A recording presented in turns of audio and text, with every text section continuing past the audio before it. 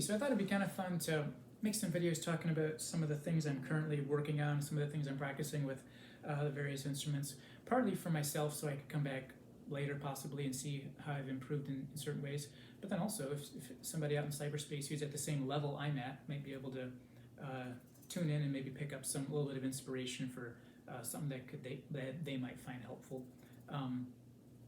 So what I do right now, I do every other day that I do guitar, the one day I'll do something sheet music based, and the other day I'll do something from my set of exercises, which I've got here on my phone. I basically made a collection, a list of all the various exercises that either I have done or I plan to do, and then I picked out from them the ones that I want to be working on a regular basis, which is every other day that I practice guitar. First one on my list here, I have one string major scales open. And currently, so I used to do all six. I started off doing this one with all six strings, so I'd start off with the top one. Whoa. And I do it no looking because it defeats the purpose if you look, because most of the time when you're doing something interesting, you don't have the privilege of kind of going, let's see, how many frets is this? You know.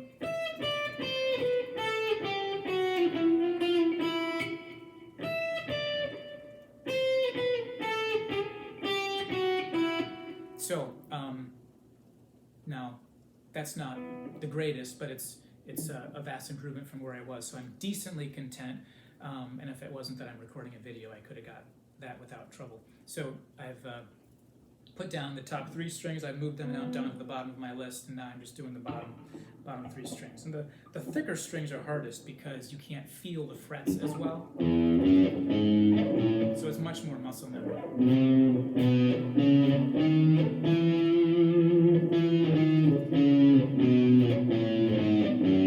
Now this is something I remember when I was just getting started with lead guitar, back when I didn't even have an electric guitar, and I was just going through all the free material and just using it on my acoustic guitar.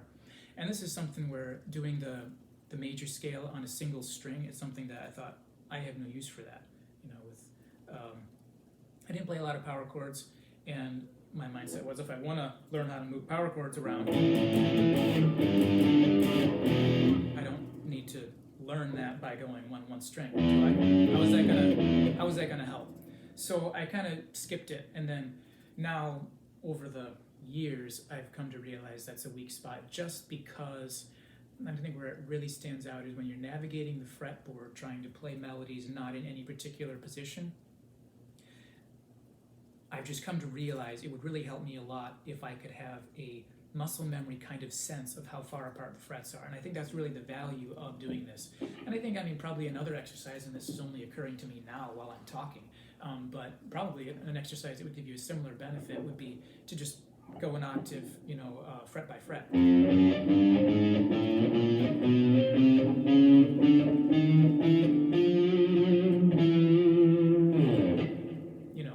Scale. Usually, I think in the early material, they would usually have you do like a 5-finger,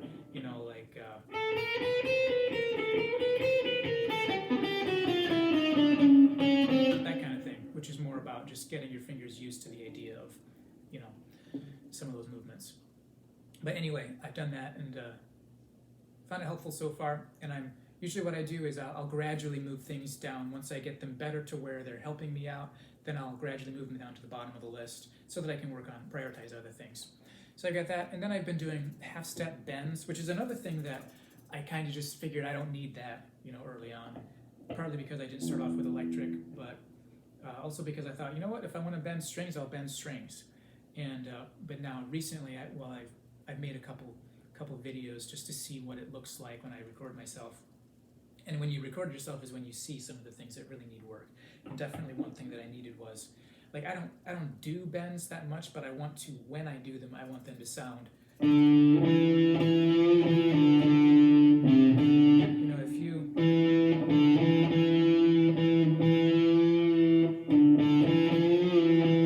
If it's sloppy, it sounds awful. So what I've been practicing, and this is just a standard thing, it's just that I skipped it in the early stages, so I never learned it. It's just playing a note and then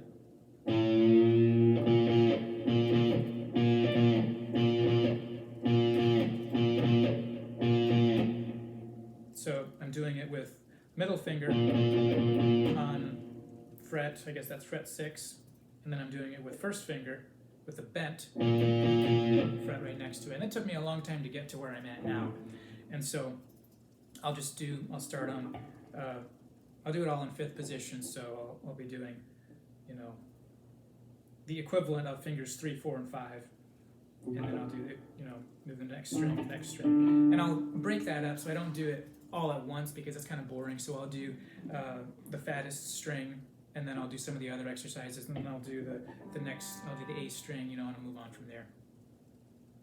And then I've got octaves for melodic integration. Now this is something where I don't know if the way I do it is really standard, but I think it's going to be helpful for me for what kinds of things I'd like to do. So on the piano, I improvise, and these are all, by the way, these are all improvisation exercises. They are for, I want to build my lead guitar improvisation skills, because I love recording a chord progression on the piano, and then pulling out my guitar, putting it on a setting kind of like this one, where it's kind of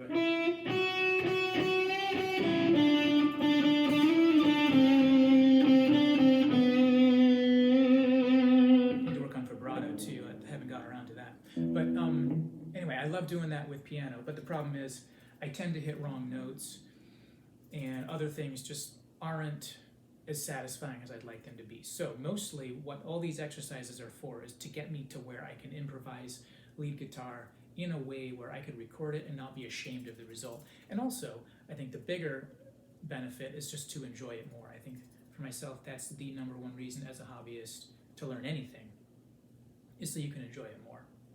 And my you know,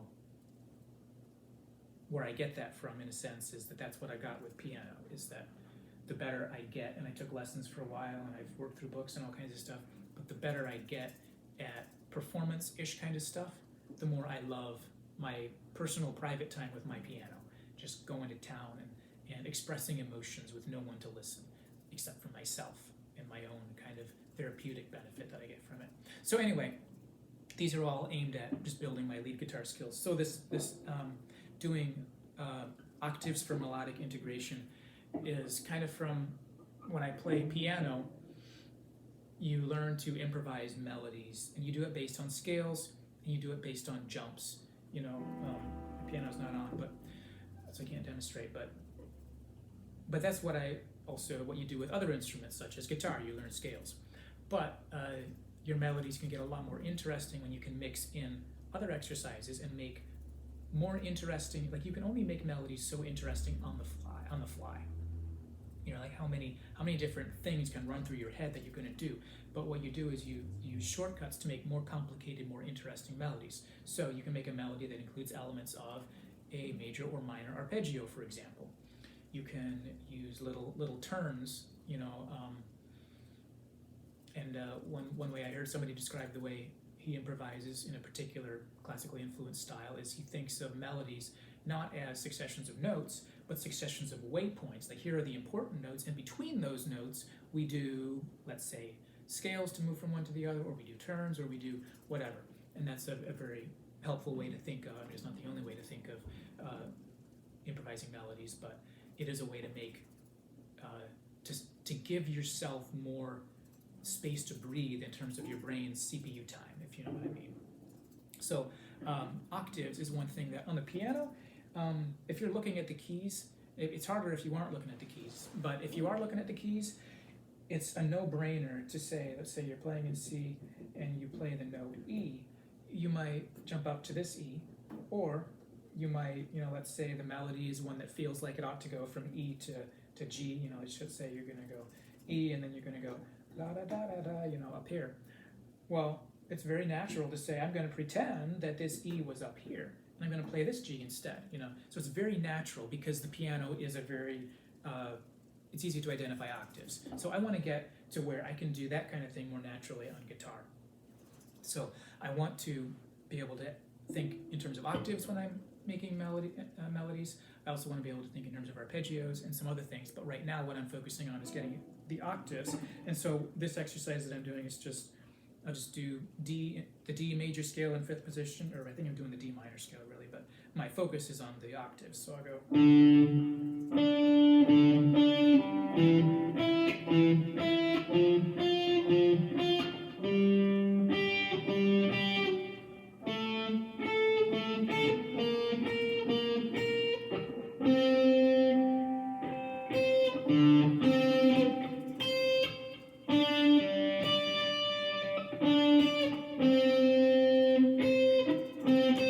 Down. And it took me a long time to get there. And beginning it was like really slow because it's not natural to me. I always figured since I know how to get to an octave, you just go 2 frets over and 1 up or whatever it is. It's, 2 strings and 2 frets. But there's a big difference between knowing how to do something and being able to do it. A good analogy to it would be playing an octave on the piano without looking. You can know where it is, but your fingers aren't going to be able to find it. And so I've been working on that. And then probably what I spend most of my time on is I'm finally learning the harmonic minor scales. And right now I'm doing them in five different positions for a particular key. I know it's more common for guitarists to learn their scales based on scale shape. And they'll say, okay, I'm going to do this scale shape in whatever position. But because my background with piano, I like to think in terms of actual key, just because, I don't know, it's just kind of more cool and more convenient for me. But so I'm doing the harmonic minor, E harmonic minor scale, open position.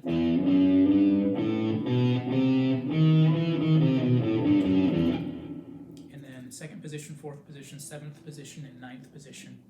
And what I've added recently, so a lot of the time I'll add things as I think it'd be helpful. I'll do the harmonic minor, and then I'll do the natural minor scale, that's not so new to me because it's just, the relative minor of the major scales, which I learned a long time ago. I could work on those, but learning the harmonic minor scales is something that's going to change my improvisation ability because I tend to play in minor. And so if I naturally play in minor, but I never really learned the minor scales, it's insane. It's absurd. It's crazy. What a fool I am, And I finally realized that one day, and I said, well, no wonder. I'm basically trying to intuit these things one step at a time, trying to figure out if it's a half step or a whole step. And that's terrible. Particularly, what kills it, I could do that to a certain extent slowly, but then what kills it is the difference between strings 3 and 4, that jump,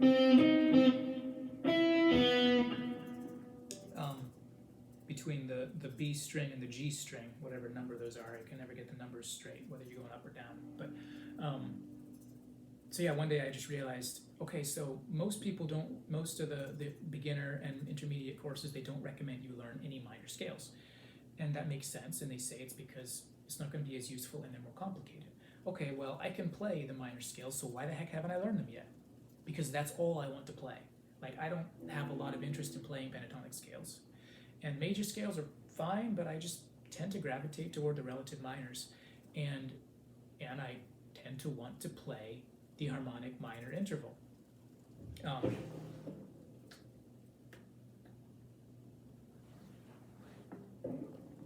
The natural minor has its place, but there's something about that. Here we go. So here's the natural minor. Not that satisfying. And here's the harmonic minor. Much more interesting. And so that's the kind of sound that I love. I mean, of course, where things get interesting is when you get the freedom to do melodic minor, which is when you got the freedom between this one and inserting your choice of notes from the major scale in those last 3 bits. So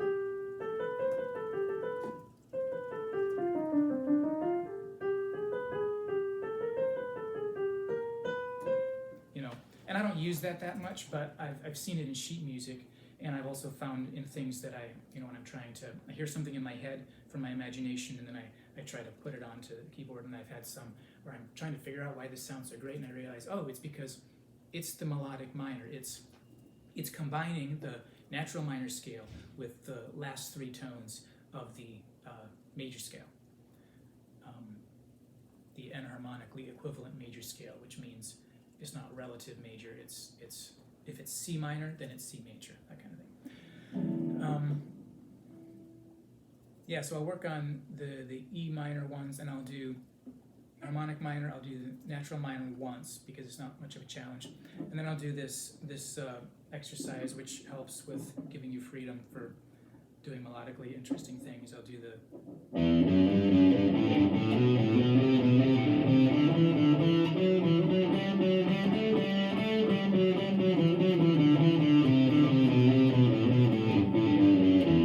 that one, and then I'll do the thirds jumping one. I'll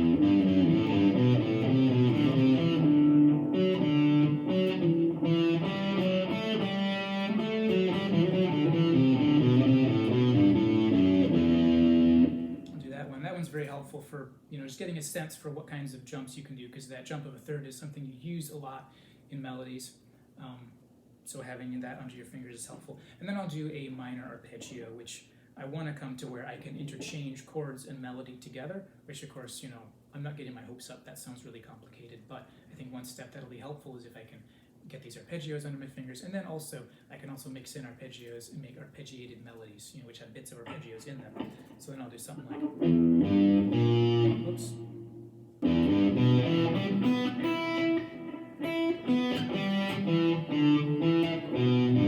So anyway, that's one that I just added.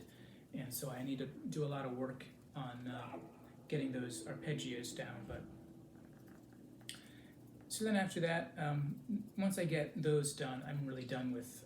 I only do 15 minutes a practice session, so and usually I go over because my new stuff I've added. I've got too much, and a lot of the time I just want to finish, and so I'll end up doing like 20 minutes just to finish out the stuff I'm working on.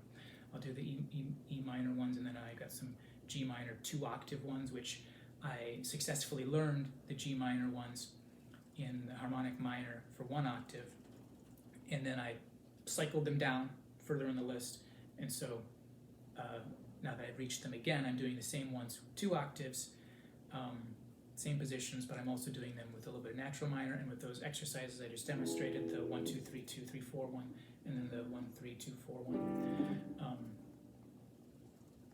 Some ones that are on my list that I don't work on at this point, but they're next on my list. So I've got major triads. This is something I have worked on in the past, and I want to get back to. This is just taking a major triad and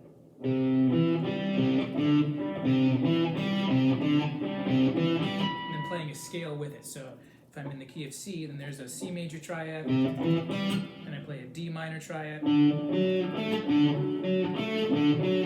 I play an E minor, and I play F major, G major, A minor, B diminished,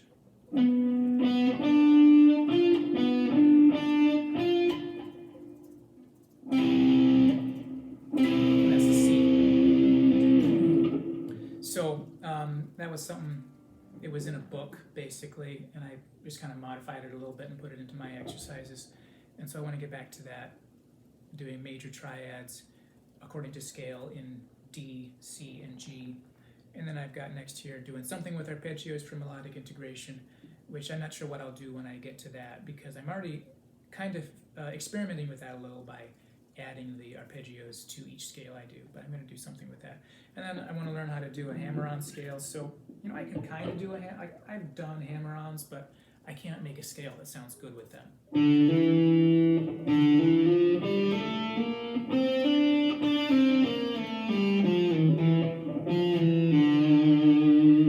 So I want to get that kind of thing to where I can play a full scale, and even what I just did took a lot of effort to focus to do it. I want to learn how to do every finger vibrato. So just like I've got every finger, I'm working on every finger doing.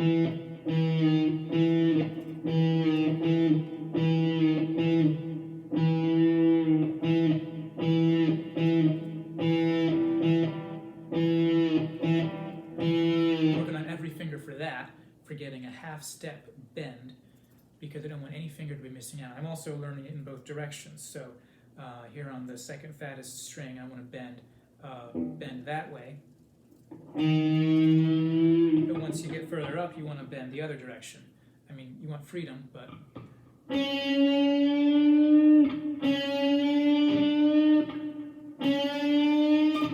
and particularly, you know, once you get to this one, you don't want it to be weird to try, because you literally can't bend the other direction. You'll go off the fretboard.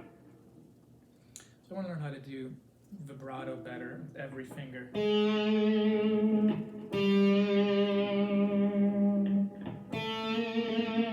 I'm better than I used to be, but really what I want to get away from is when, because I'm focused on what melody I'm creating, what kind of improvising I'm doing, because I'm so focused on that, then I end up with something like this. A very small vibrato, when, let's say, you just did some big vibrato.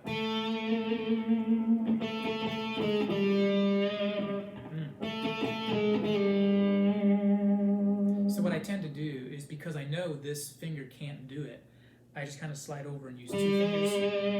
And I don't know what the official, what professionals do, but I want to at least work on getting this finger to be a little better. And I also want to work on, being able to get some other fingers over there. I just want to, I'll get to that when I get to it and decide what I think makes the most sense. I want to work on that, and then, and then I got the rest of the things that are on my longer list. I've got playing in more scales, major and minor, learning the pentatonic scales, which I know them, but I don't know them, my fingers don't know them really well, so working on that, the blues scales. These other things that I've just mentioned, doing triads in various positions in various parts of the fretboard, getting better at my open chords, which would be for speed and for different combinations that are complicated. Like I struggle with going to and from the D minor. I don't know if I can even do it, if this will sound good with distortion, but yeah,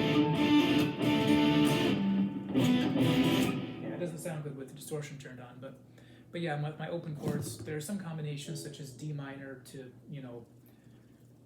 whatever, that are, because they're uncommon, or in what I've played, they've been a little uncommon, so I don't know them super well. Extra chords, so these are the more fancy chords, and I've done a lot of this with Musician, on my iPad, on my music stand, and I play Musician with piano or guitar, and I've gotten better with my weird chords, my weird open chords, like the 7 chords, and I think they call them fancy chords. So that's something I want to keep working on. Mostly I figure I'll do it with Musician because, it's fun. Power chord, motion, no looking. This is something that I can play power chords looking, I can't play them without looking.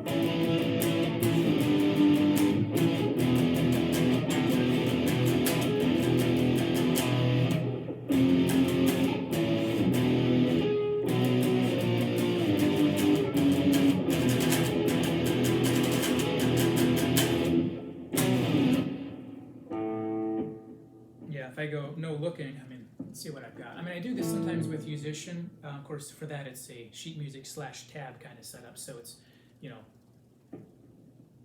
decently slow chord progressions, and I've been trying to do it no looking based on that, so I can kind of do it, but I could never do anything very interesting on the fly. I'm going to try to go to G. It's not G. There's A. I'm going to try to go to G again. I think that's G. I'm going to try to go to E. Oh, that's not E. F. A.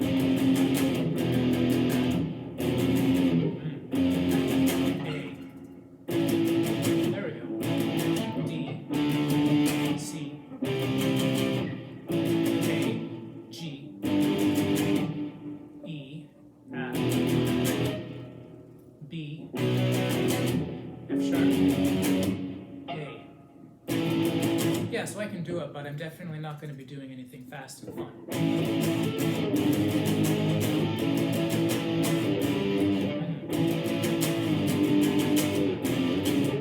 Yeah, it just gets bad at that point. Power or bar chords. Yeah, my bar chords are pretty bad. I've been working on them on and off. When I when I pull out Musician for fun, a lot of the time I'll take the songs that I'm at. I'm not super far in Musician, but I'll take the songs where I'm at with the cowboy chords and I'll play them as bar chords. And I've been getting a lot better, and I'll always do it with acoustic guitar because I want to build the strength. So of course that makes it a lot less pleasant. But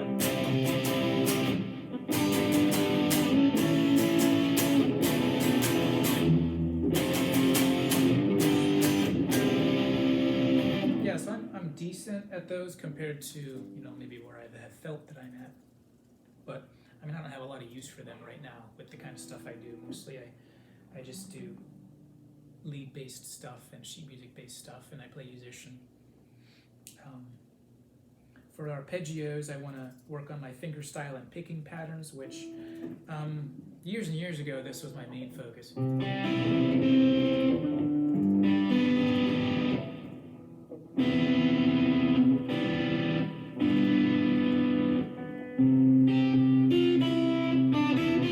I'm working through a classical guitar book, on and off, so that helps with some of that. And I want to learn how to do arpeggios in non-open positions. And I didn't write it on here, but doing arpeggios with a pick is really a weak spot for me.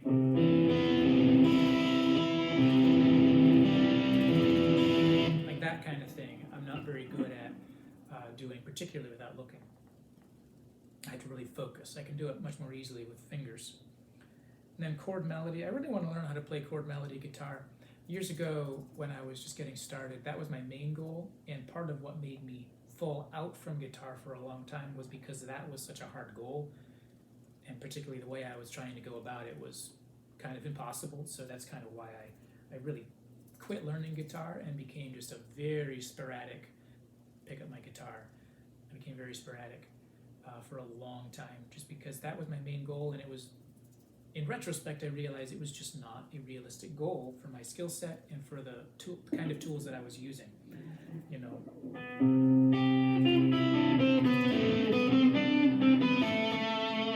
I was trying to, what I wanted to do was to be able to play piano style on the guitar, which to a certain extent, like, you can't do it to the extent that I was wanting to do it, trying to do it. So, but now that I've got some more realistic, more realistic understanding of how things are done, I've got better resources, I've got better understanding of how practice works, I've got a lot of stuff to where if I could put in the kind of time and effort that I had back then, what I don't have now is the kind of willpower I had back then. I was really determined to just kind of plow through anything, which is really kind of stupid because plowing through doesn't get you as much as thinking smarter. But anyway, at some point I'm going to get to that, if I get to it, that kind of thing. And then other stuff, I just put in some miscellaneous stuff. Palm muting. Yeah, the book I was working through, when I got to palm muting, I'm just like, dude, this is so tough. I had it back in the day. I learned it on my acoustic guitar, but it's a whole different thing on the electric because the thing just, the shape is different. So I think I did finally get it to go where I could do it on the E string.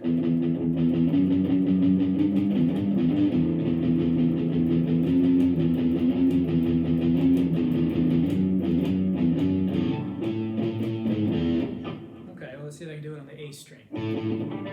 Not so much. There we go.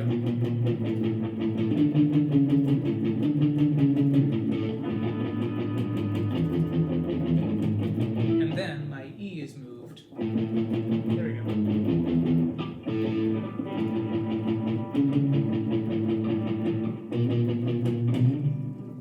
D.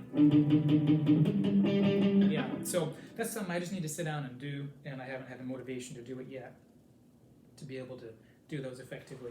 Bending, I put this in there, even though I'm actually working on that now, but I left it in the lower category as well.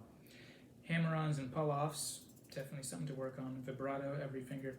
Fast, power chord, repeateds. Oh, this is something that I haven't, I've had it on my list because I've never actually practiced it officially, but if I just pull up my guitar in between doing things and I've feeling the vibe,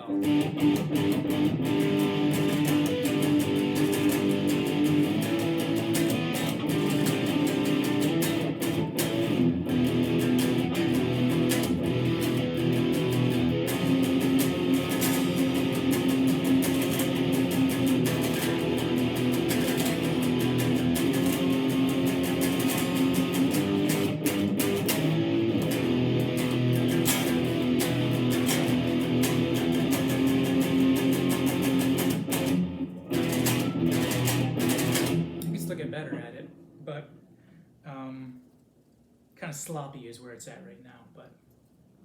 But I just do that for fun mostly. But I put it on the list just because I could work on it at some point. It's not like I expect to actually be able to play in those kinds of genres.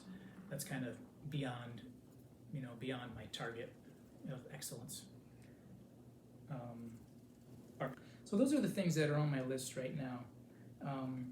Now what I had been doing was every other day I would do my classical guitar book, because even though classical guitar is not my main goal, but I found that I enjoyed it a lot more.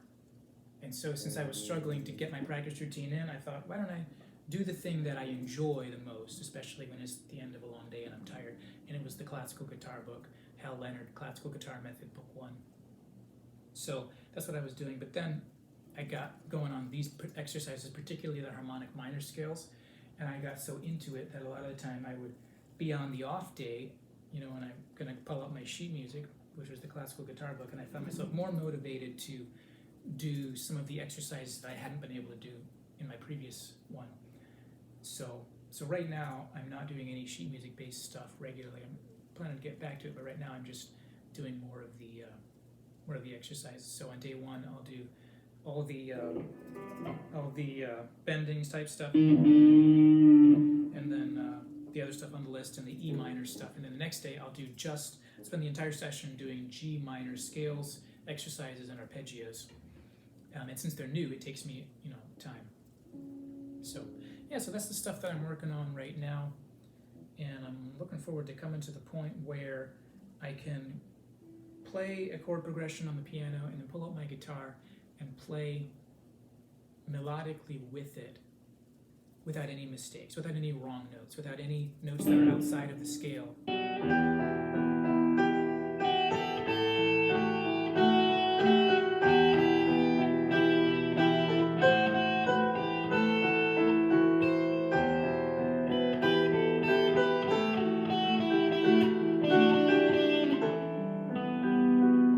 Without any mistakes, without any wrong notes, without any notes that are outside of the scale, except when they're intentional, of course, which is where I'm at with the piano. Like I wouldn't hit a wrong note on the piano without knowing it, because it's visually, I can see which ones belong to the scale. Whereas with guitar, it's more I'm guessing. I'm gonna say, okay, I think the next note should be finger 3, and then I say to myself, no, it's supposed to be finger 4. So I correct it, and on the fly you can pretend that you did it on purpose. You can slide up to it, or you can do that kind of slide, or you can kind of go back down and come back up if you're doing a scale-based thing, if you're doing, and it was supposed to be, then you can go, so you can hide it sometimes, but it's not satisfying. If you're trying to play something that sounds good and sounds right to you, it's not nearly as satisfying to do that kind of thing versus getting the note that you actually intended to play, which is much more satisfying, and that's where I want to be. So those are the exercises I'm currently working on with the guitar. And we'll see how long it takes me to get to my goals.